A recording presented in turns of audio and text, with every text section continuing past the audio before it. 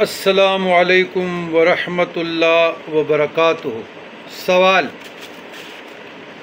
جس کے اقربا اعزاء دوست احباب دنیا سے چلے گئے ہیں تو ان کی ملاقات کا طریقہ کیا ہو سکتا ہے کہ وہ خواب میں ہمیں آئے اور ان سے ہم ملاقات سے بامشرف ہو جائے؟ برائے رؤیت موتا شاہ محمد غوث گوالیاری رحمۃ اللہ علیہ نے جواہر خمسہ میں امام حسن بصری رحمۃ اللہ علیہ سے منقول کیا ہے کہ جو شخص اپنے مردوں میں سے کسی کو خواب میں دیکھنا چاہے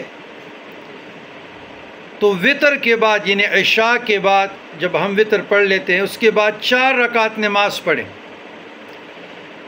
ہر رکعت میں سورہ فاتحہ کے بعد الہاکم التکاثر تلاوت کرے۔ بسم اللہ۔ الہاکم التکاثر حتی زرتم المقابر کلا سوف تعلمون ثم کلا سوف تعلمون کلا لو تعلمون علم الیقین لترؤن الجحیم ثم لترؤنها عین الیقین ثم لتسألن یومئذ عن النعیم۔ یہ ہر رکعت میں آپ نے پڑھنا ہے۔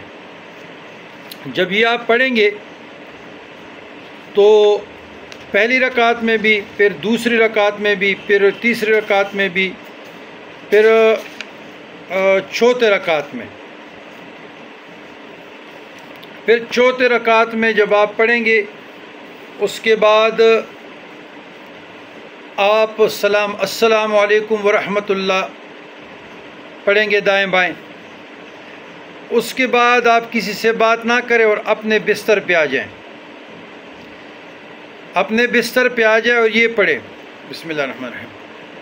اللہم آرنی فلانا، فلانا اس کا نام لے جو بھی دنیا سے چلا گیا ہے۔ اللہم آرنی فلانا علی الحالۃ التی هو علیہا۔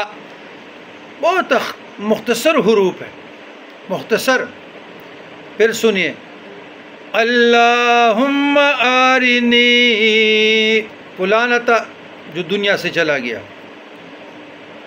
علی الحالۃ التی هو علیہا، اس کا نام لے لیں۔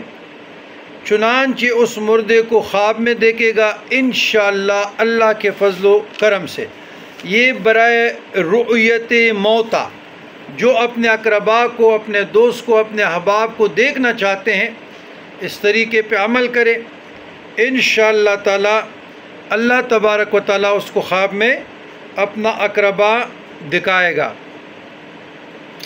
لیکن سورہ تکاثر میں نے برائے ایصال ثواب میں بھی کہا تھا کہ قبرستان میں جو لوگ جاتے ہیں ان کو چاہیے کہ قبرستان میں یہ ضرور پڑھے اور اس کا ایصال ثواب اپنے مردگان کو جو قبرستان میں مدفون ہیں سارے کو بخش دے۔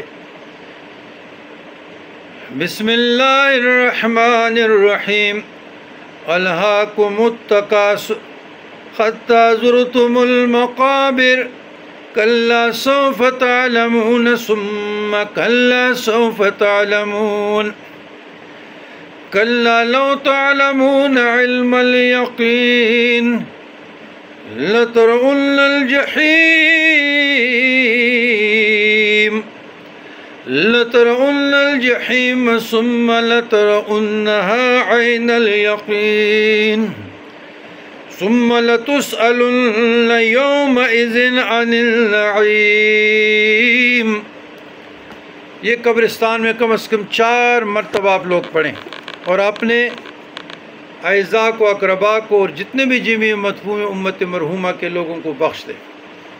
والسلام علی من اتبع الہدی۔